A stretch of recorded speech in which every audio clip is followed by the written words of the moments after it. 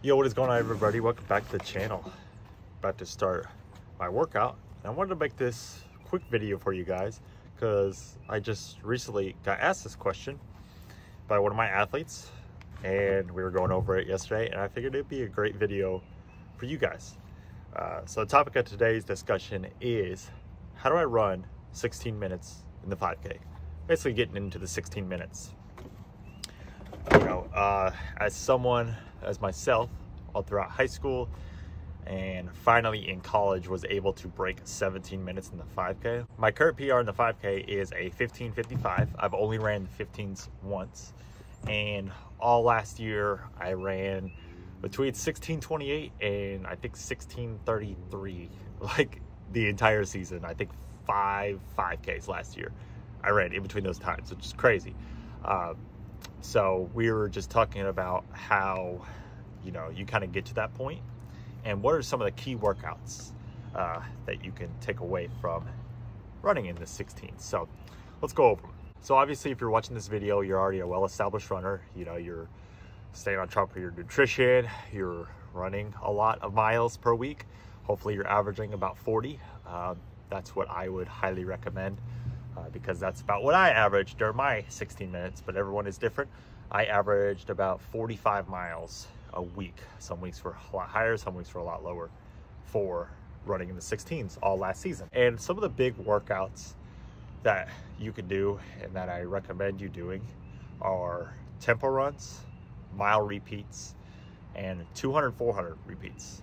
So the tempo runs, I would suggest 4-mile tempo runs, 4-mile progression tempo runs, usually going at about 85%. So this is almost an all-out effort, but it gets you ready for running those really, really fast paces that you normally don't hit, because you're running 16 minutes, 16:59, you're running 5-minute pace, low 5-minute pace, and you got to practice what you preach on race day, and kind of the goal is to get your body used to those paces. So tempo runs are great, 4-mile progression to be exact.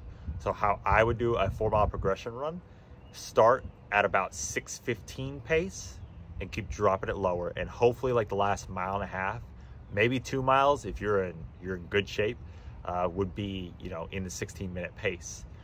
Or a lot faster than what your goal pace would be. Number 2 would be mile repeats. Same thing, getting used to being uncomfortable with those paces, you know, running that fast for your 5K, because you gotta make it, you know, you gotta get your body used to running that fast. I mean, that's the end of the day. So like for the mile repeats, I like to do 5 by 1 mile with a 3 minutes rest in between, and the first 2 are kind of not crazy fast, but you're in the low 6s, like 6:10, 6:15, get your body used to it.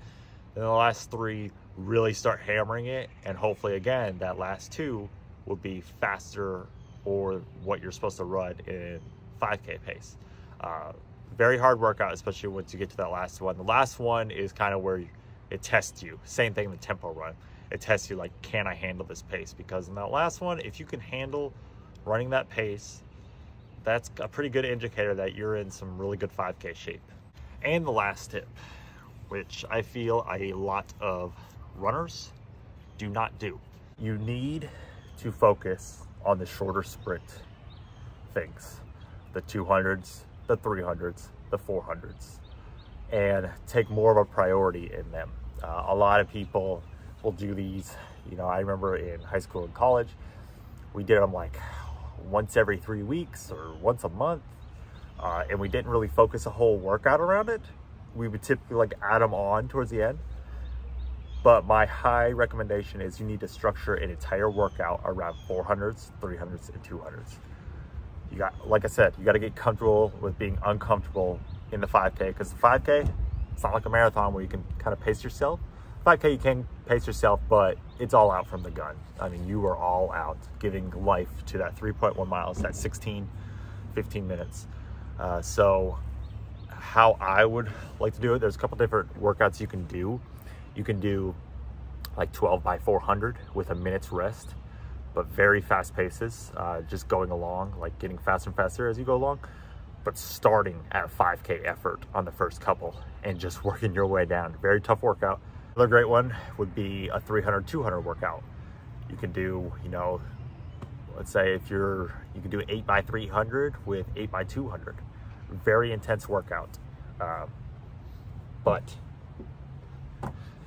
just gets you ready, gets you in shape for that finisher kick. And like I said, the main thing with 5K training is getting comfortable with the uncomfortable. And also one other big thing as this plane is passing.